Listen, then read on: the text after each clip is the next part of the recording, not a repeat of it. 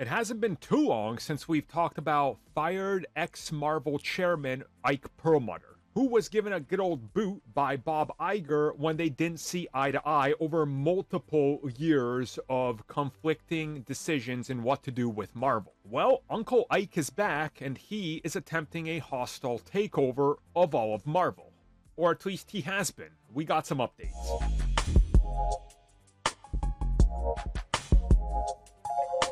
Okay, so to explain things simply, public traded companies are publicly available for you to buy shares.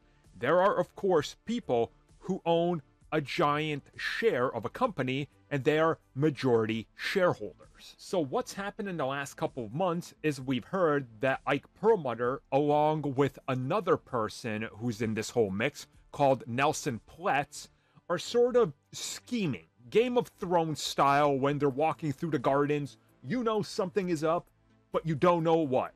Well, according to multiple reports and things that were reported by Deadline, and this was towards the end of November as an update, but there's been more, essentially Ike is trying to leverage shares with Nelson and get back into trying to set up a bunch of people to literally try to get as many shares of Marvel's Disney as possible to literally put themselves back into a position of power, and then with this hostile takeover, clean house. Now, some of you will be saying this can't happen, it's illegal. It's not. It's very legal. It's the system. It's how it works. Can it be prevented? Yes, it can.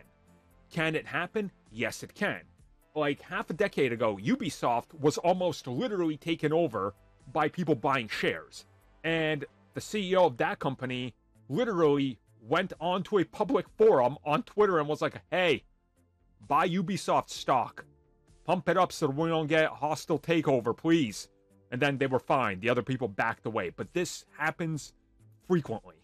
Now, the important thing here is when you look at everything that's going on in terms of the stocks and everything, 33 million shares of Disney stock are owned by Pletz and Trian Partners. And this is where the whole Perlmutter things come in, because he is filthy rich.